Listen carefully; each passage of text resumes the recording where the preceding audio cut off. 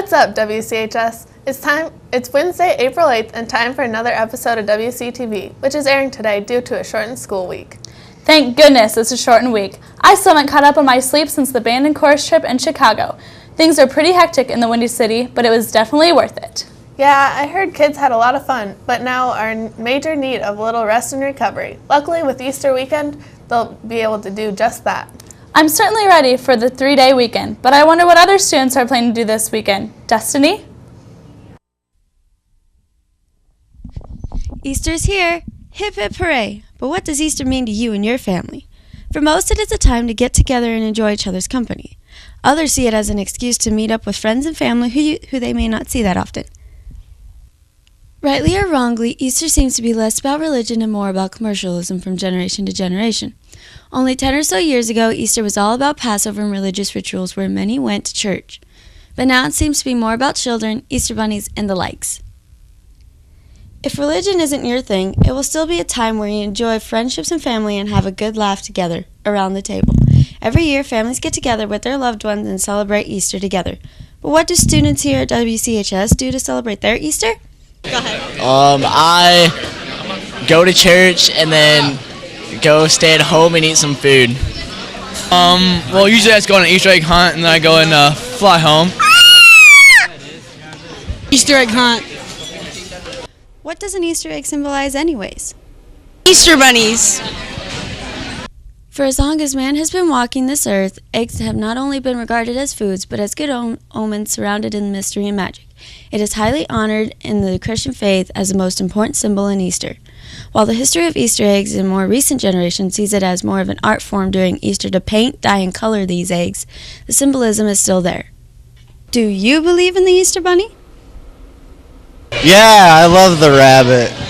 There is currently no concrete evidence as to where the Easter bunny originates from. Although many religions and groups have their own theories, whether you choose to believe any of these or not is far from the point of Easter. Most agree that Easter is a time for good fun and laughs. But now when you step out into the street and in any store, you will see Easter bunnies all over everything from cards, chocolates, soft toys, candies, Easter baskets, to everything else they could get away with commercializing. This has made the Easter bunny almost as recognizable as Santa himself. I'm Destiny Dominguez for WCTV, and it looks like this Easter egg hunt is about to begin. I love Easter egg hunting. Hey Emily, do you want to go hide some eggs after school? It'll be fun. Well, Paige, I'd love to, but don't you have track practice? Oh, yeah. We'll have to find some other time to do it. Spring sports are moving into full swing. With golf, tennis, soccer, and track, there are plenty of upcoming opportunities for fans to get out and cheer on the links. Coaches and players are all hoping for successful seasons. Jessica Kantak grabbed her sports gear and headed out to get the score on the upcoming seasons. It's that time of year where the weather's still a little cool, but the link sports are heating up. Girls soccer had a good year with 4 wins, and this year they're looking to do even better. The girls are practicing hard and getting ready for their first game in Carroll Kemper, April 15th. But be sure to catch their first scrimmage here against Fort Dodge, April 7th. After a couple losses of last year's seniors, boys soccer is still starting out strong. It's no surprise that this year's seniors are stepping it up, along with the rest of the team. Their first game will be Tuesday, April 7th in Applington, Parkersburg. Let's not forget about girls track. The girls' track team is shaping up to be as good as they were last year. Coach Harding says that he wants to send the 14 state qualifiers back to the stadium again, and he still wants to get those conference and district trophies up on the wall. Their first outdoor meet will be April 6th at Prairie Valley. The boys' track team is better than ever. Last year they sent 10 state qualifiers, and they're hoping to send that many plus back.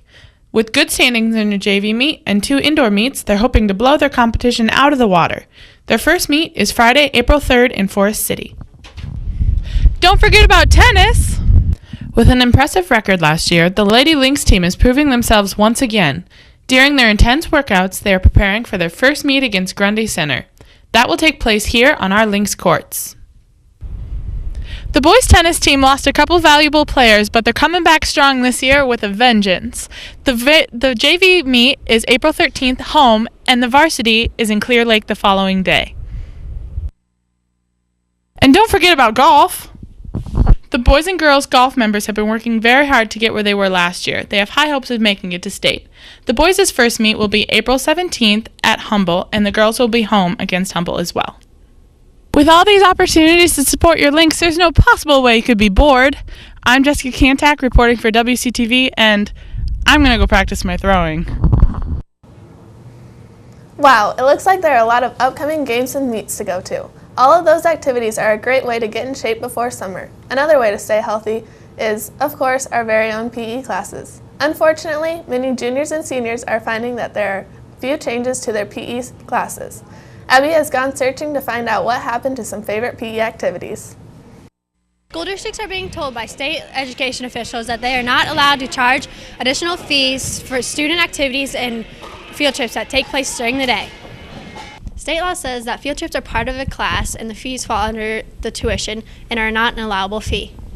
Activities even more clearly related to the curriculum, like a bowling unit for PE, can't pass costs on to the students.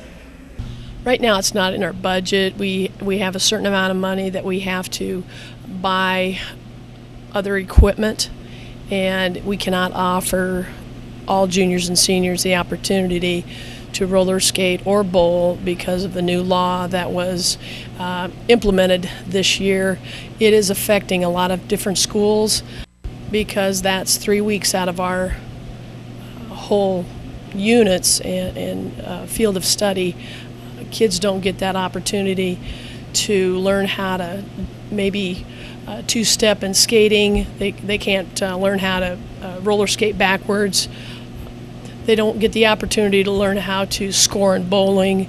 These activities that have been banned seem to be some of the students' favorite in their PE classes. So how do the students feel about this?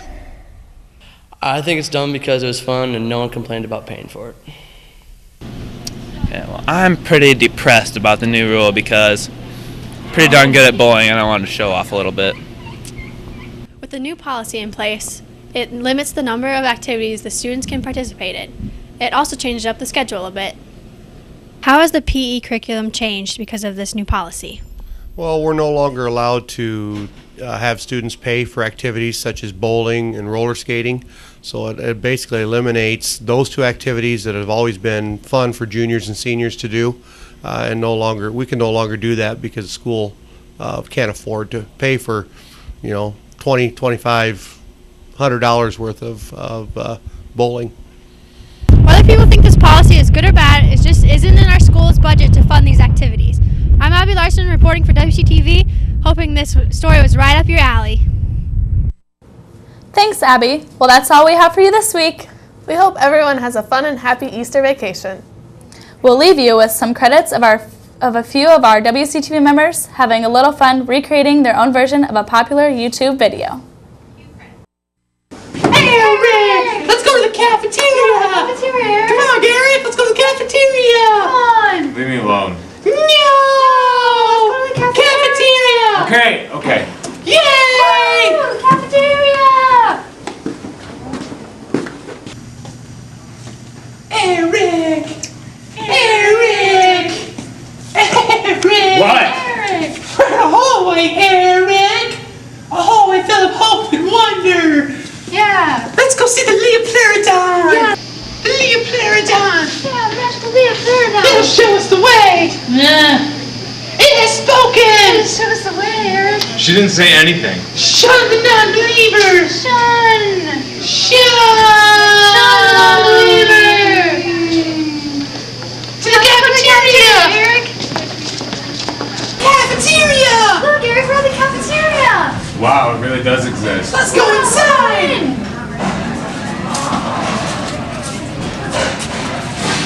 Goodbye, Eric! Goodbye!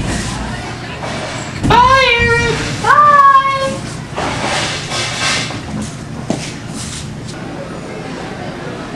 Oh, my head. Crap, they took my kidney.